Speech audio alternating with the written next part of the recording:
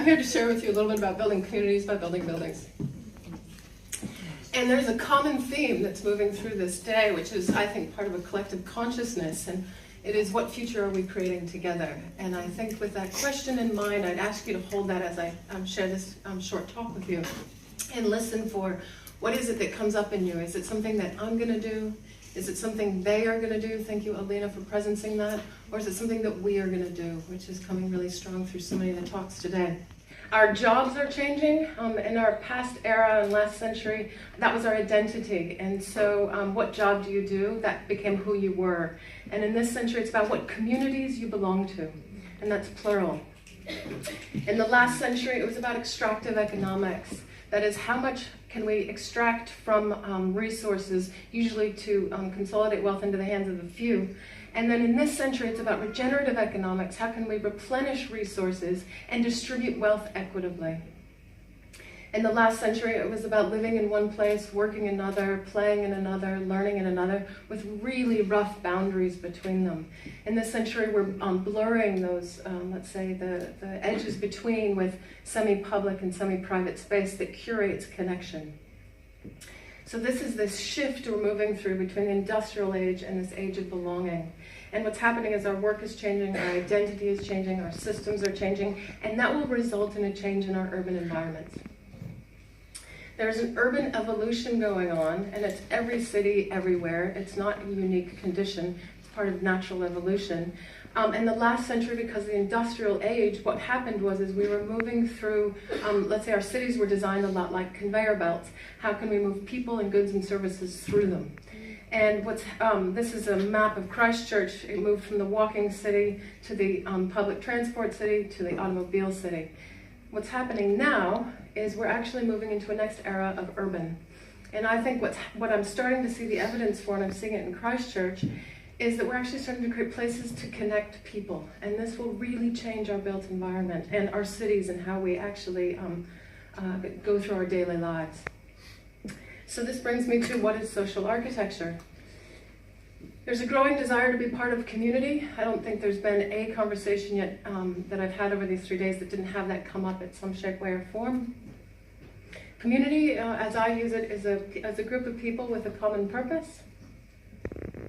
Community breeds in places where people meet each other. That's not rocket science, really.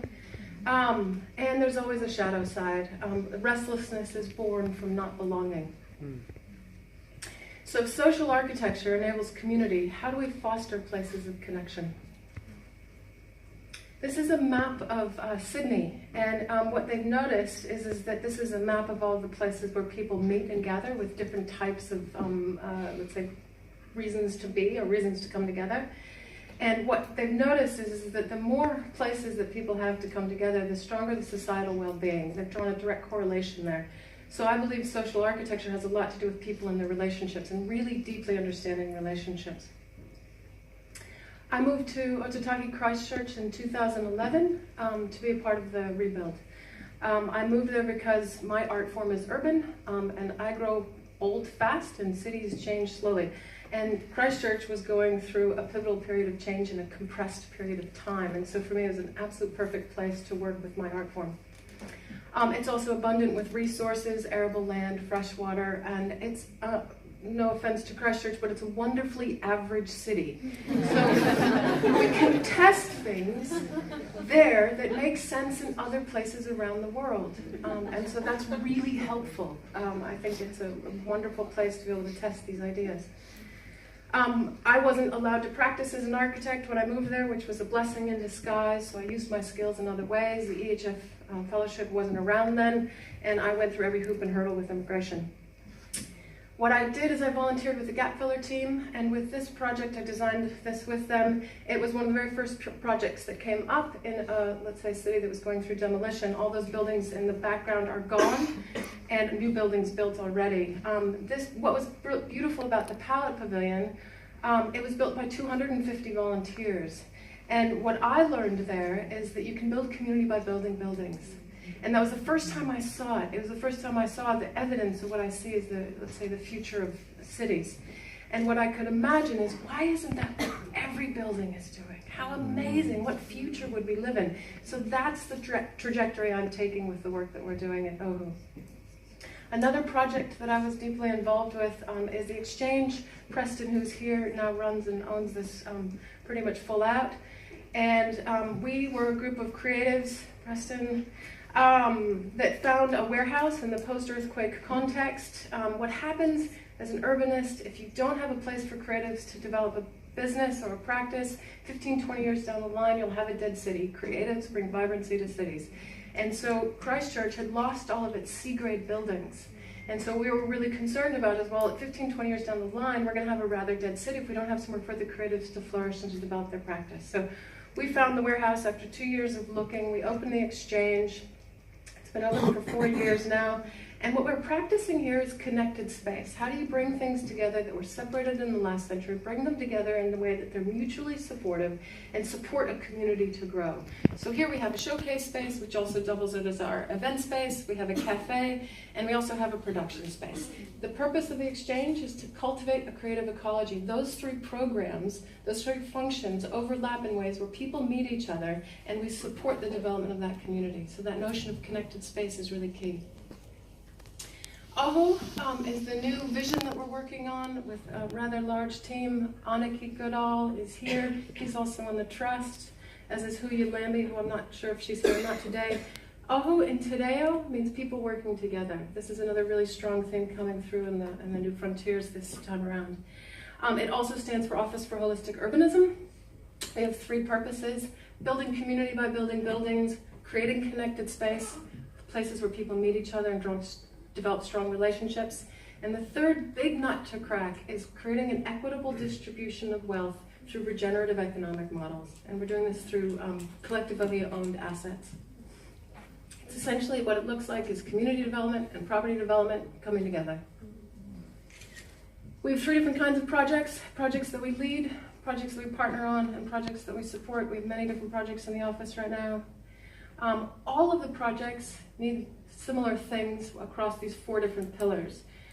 First is the community weavers, and I was saying this yesterday to Phoebe. The next cities will be shaped by facilitators, the community weavers, last century cities, architects and engineers and property developers and planners. It's a new profession. It's a really important profession. It's how do we facilitate people coming together? They will shape the next cities. The legal structures, last century, how do we protect ourselves from each other? In this century, how do we work together? Financial structures, they're regenerative, they're not extractive. It's a very different model. And property development, how do we take an idea through implementation? I'm going to share with you one of our projects. You've probably seen these around and many flyers on your tables. Colette's Corner is our first project that we're leading. And this is a wonderful tongue twister. I dare you to say it 10 times. Colette's Corner is New Zealand's first community-minded, equity crowdfunded commercial development.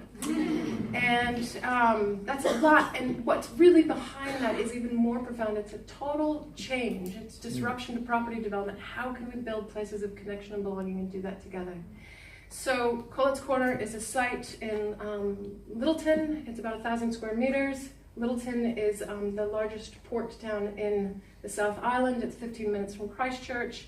It was the epicenter of the earthquakes, and much of its downtown was lost. It also has a vibrant market, and you can see Colette's Corner here in the foreground. It's co-conceived, co-designed, and co-owned.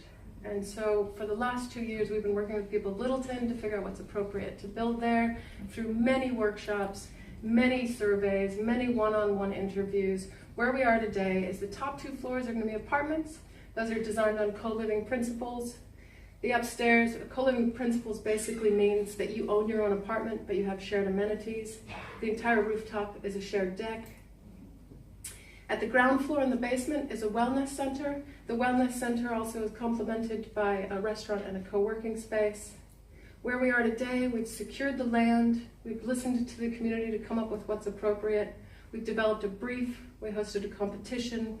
We've taken the winning design from the publicly decided competition through preliminary design, and now we have the equity crowdfunding open where this can now be collectively owned. You can find all these details out online, and you also can talk with me later. One share costs $100. It's making it accessible for people to be participating in the commercial property in their towns and cities. And I close with why. This is this equitable distribution of wealth. 8 people own 50% of the world's wealth. We all know our systems are broken. We also know that we design those systems and we can redesign those systems. And so it's time to look at different ways of building our buildings so that they're supporting communities and communities can really thrive. So I close with the same question we opened with: what future are we creating together? And building community by building buildings.